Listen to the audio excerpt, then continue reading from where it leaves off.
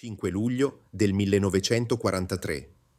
Nei cieli infuocati della Sicilia, un solitario caccia italiano si lancia contro un'armata di fortezze volanti americane. Il pilota sa che le probabilità sono contro di lui, ma non esita. Il suo unico obiettivo è difendere la sua terra. A bordo di quel caccia c'è un uomo già diventato una leggenda, il capitano Franco Lucchini, uno dei più grandi assi della Regia Aeronautica, pronto per il suo ultimo eroico combattimento. Questa non è solo la storia della sua morte, ma la cronaca di una vita vissuta al limite, tra i duelli cavallereschi in Spagna e le tempeste di sabbia del deserto africano. Questa è la storia di come un giovane romano divenne il baracca della Seconda Guerra Mondiale. Se puoi, indossa le cuffie, mettiti comodo e chiudi gli occhi. Stai per ascoltare un viaggio incredibile, tra verità storiche, misteri irrisolti e l'estrema resistenza dell'animo umano. Cominciamo. Franco Lucchini nacque a Roma alla vigilia di Natale del 1917 e forse quel giorno di festa in un mondo in subbuglio presagiva il suo destino. Fin da ragazzo era affascinato dal cielo, una passione alimentata dai racconti di due amici di famiglia, figure di spicco dell'aviazione italiana, Gian Giacomo Chiesa e il colonnello Bertolini.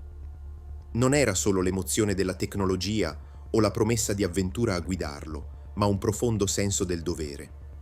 Nel 1935, non ancora ventenne, Lucchini trasformò il suo sogno in realtà, arruolandosi nella Regia Aeronautica. Il suo talento era innegabile. A luglio del 1936 ottenne il brevetto di pilota militare, dimostrando una padronanza del volo che lasciò a bocca aperta i suoi istruttori. La sua carriera decollò quasi subito. Nell'agosto dello stesso anno fu assegnato alla prestigiosa 91esima squadriglia del quarto stormo caccia, un reparto leggendario che portava con sé l'eredità degli assi della Prima Guerra Mondiale, come il celebre Francesco Baracca. Di stanza a Gorizia, Lucchini perfezionò la sua tecnica sui biplani Fiat CR-32, macchine agili che richiedevano grande perizia. Circondato dai migliori piloti d'Italia, il giovane sottotenente non solo imparò le tattiche del combattimento aereo, ma forgiò anche il suo carattere. Era un pilota meticoloso, uno studioso del volo e un tiratore eccezionale, capace di calcolare con fredda precisione le traiettorie di tiro. Ancora non sapeva che, di lì a poco, il suo addestramento sarebbe stato messo alla prova nel primo grande conflitto ideologico del Novecento, la Guerra Civile Spagnola. Nel 1937 la Spagna era una polveriera. Quando scoppiò la guerra civile, l'Italia inviò uomini e mezzi a sostegno delle forze nazionaliste. Per un giovane e ambizioso pilota come Franco Lucchini, questa era l'occasione per dimostrare il proprio valore. Spinto da un misto di idealismo e desiderio di mettersi alla prova, si offrì volontario e nel luglio del 1937 si imbarcò per Cadice. Assegnato alla 19esima squadriglia del 23esimo gruppo caccia dell'aviazione legionaria, Lucchini si trovò ai comandi del suo Fiat in una guerra brutale. I cieli spagnoli erano un campo di battaglia internazionale, dove i piloti italiani si scontravano con aviatori sovietici su moderni caccia Polikarpov 15 e 16, soprannominati Chato e Rata. Il suo battesimo del fuoco fu intenso. In 122 missioni, Lucchini dimostrò di essere un cacciatore nato. Le cronache ufficiali gli accreditarono 5 vittorie aeree, anche se ricerche più recenti suggeriscono che il numero reale potrebbe essere inferiore, forse una vittoria individuale confermata e altre ottenute in collaborazione. Al di là dei numeri, il suo coraggio era indiscutibile. La guerra in Spagna fu una maestra severa. Fu abbattuto 2 volte. La seconda, il 22 luglio del 1938, fu drammatica. Dopo aver abbattuto un bombardiere repubblicano, il suo aereo fu crivellato dai colpi dei caccia di scorta. Con l'aereo in fiamme, si lanciò con il paracadute in territorio nemico e fu catturato. La sua prigionia, tuttavia, fu breve. La narrazione storica, forse un po' romanzata, racconta che riuscì a fuggire nel febbraio del 1939, rientrando avventurosamente nelle linee amiche. Questa esperienza non lo piegò, ma lo temprò. Per il valore dimostrato, fu decorato con la medaglia d'argento al valor militare e, cosa più importante, fu promosso in servizio permanente effettivo. La guerra civile spagnola era finita, ma per Franco Lucchini era solo l'inizio. Era tornato in Italia come un eroe, pronto per la sfida ancora più grande che si profilava all'orizzonte. Al suo ritorno in patria, Lucchini fu riassegnato al suo reparto d'origine, il Quarto Stormo. Nell'aprile del 1940 passò alla 90ª squadriglia e con l'entrata in guerra dell'Italia fu spedito in Nord Africa. L'11 giugno del 1940 compì la sua prima missione di guerra della Seconda Guerra Mondiale, proteggendo i cieli di Tripoli. Il suo aereo era il Fiat CR-42 Falco, un biplano robusto ma già superato rispetto ai monoplani britannici come il Hawker Hurricane. Il deserto libico era un nemico tanto quanto i piloti della Royal Air Force, con tempeste di sabbia e una logistica precaria. Nonostante le difficoltà, Lucchini si distinse fin da subito. Il 21 giugno, al largo di Tobruk, attaccò un idrovolante Short Sunderland, danneggiandolo gravemente. Il 4 agosto del 1940 è protagonista di un duello che ha alimentato le leggende. Abbatté un caccia Gloster Gladiator e, sebbene non ci siano prove definitive, si ritiene che il pilota nemico fosse Marmaduke Pat Pattle, destinato a diventare uno dei più grandi assi alleati. Questa rimane una delle più affascinanti ipotesi della storia dell'aviazione. Durante questo primo, intenso ciclo operativo in Africa, durato fino all'inizio del 1941, Lucchini compì 103 missioni, ottenendo 3 vittorie individuali e diverse in collaborazione. Le sue imprese gli valsero una seconda medaglia d'argento e 2 di bronzo al valor militare. La svolta tecnica arrivò con il riequipaggiamento del Quarto Stormo. Dopo una breve transizione sui Macchi MC-200, il reparto ricevette finalmente il Macchi MC-202 Folgore. Elegante, veloce e potente, il Folgore era finalmente in grado di competere alla pari con gli Spitfire e i P-40 Kitty Hawk nemici. Nella primavera del 1942, il Quarto Stormo tornò in Nord Africa con i nuovi Folgore. Lucchini, ora al comando dell'84ª squadriglia, guidò i suoi uomini con coraggio. Le vittorie si susseguirono, ma la guerra nel deserto non perdonava.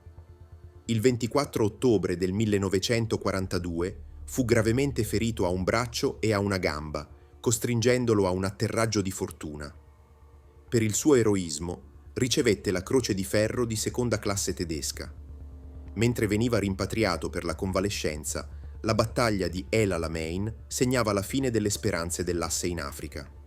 Il prossimo campo di battaglia di Lucchini sarebbe stata la sua stessa patria. Prima del suo secondo turno in Nord Africa, Lucchini aveva già combattuto su un altro fronte cruciale, i cieli sopra Malta. All'inizio del 1941, la sua squadriglia era stata trasferita in Sicilia per partecipare all'offensiva contro l'isola fortezza britannica, una portaerei inaffondabile per gli alleati. Le missioni su Malta erano tra le più pericolose, contro una fitta contraerea e i tenaci caccia della RAF. In questo teatro, Lucchini, prima con il Macchi MC-200 e poi con il nuovo MC-202, continuò ad accumulare successi, guadagnandosi un'altra medaglia d'argento e, nel dicembre del 1941, la promozione a comandante dell'84ª squadriglia. Con il Macchi C-202 Folgore, il Quarto Stormo divenne la punta di diamante della Regia Aeronautica. La sua velocità e manovrabilità sorpresero spesso i piloti alleati. Nel maggio del 1942, Lucchini guidò una formazione di Folgore in una missione di scorta su Malta, riuscendo a proteggere i bombardieri e a rientrare alla base, nonostante l'intercettazione da parte di un numero superiore di Spitfire. Tuttavia, il corso della guerra stava cambiando. Dopo la sconfitta in Africa nella primavera del 1943, il Quarto Stormo fu richiamato in Italia per la disperata difesa del territorio nazionale dall'imminente sbarco alleato in Sicilia. Rientrato in servizio nel marzo del 1943, dopo la convalescenza, Lucchini fu promosso capitano e gli fu affidato il comando dell'intero 10° gruppo. La pressione era immensa. gli alleati godevano di una schiacciante superiorità aerea. I piloti italiani, pur equipaggiati con i validi MC-202 e i primi MC-205 Veltro, erano pochi e costretti a missioni quasi suicide. In questo contesto drammatico, Lucchini divenne un simbolo di resistenza, guidando i suoi uomini con l'esempio fino all'ultimo. La mattina del 5 luglio del 1943, l'aria sull'aeroporto di Catania era carica di tensione. Mancavano solo 5 giorni allo sbarco alleato. Alle 10:25 suonò l'allarme. Una massiccia formazione di 52 bombardieri pesanti, B-17 Flying Fortress, scortati da caccia Spitfire, era in rotta verso gli aeroporti della zona. Il capitano Franco Lucchini, comandante del 10° gruppo, non esitò. Prese il comando di 27 caccia italiani, un misto di Macchi 202 e 205. Era una missione disperata, ma il dovere chiamava. Lo scontro avvenne sopra la piana di Gerbini. Lucchini, come sempre, fu il primo a gettarsi nella mischia. Con una manovra fulminea, si mise in coda a uno Spitfire e lo abbatté. Fu la sua ultima vittoria aerea che lo consacrò come uno dei maggiori assi italiani.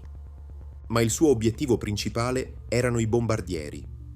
Per la prima volta si confrontava con i B-17, quadrimotori enormi e pesantemente armati. Senza esitazione si lanciò contro il muro di fuoco difensivo della formazione americana. Riuscì a danneggiare diversi bombardieri, ma nel farlo trasformò il suo caccia in un bersaglio isolato. Improvvisamente, il suo Macchi fu investito da un nugolo di proiettili. I suoi commilitoni lo videro precipitare, con il tettuccio ancora chiuso, forse già privo di vita. Non si lanciò con il paracadute. Il suo caccia si schiantò al suolo vicino Catania. Il suo corpo fu ritrovato solo 2 giorni dopo. Franco Lucchini era morto in combattimento a 28 anni, sacrificando la vita per difendere la sua terra. La morte di Franco Lucchini fu un colpo durissimo per la Regia Aeronautica.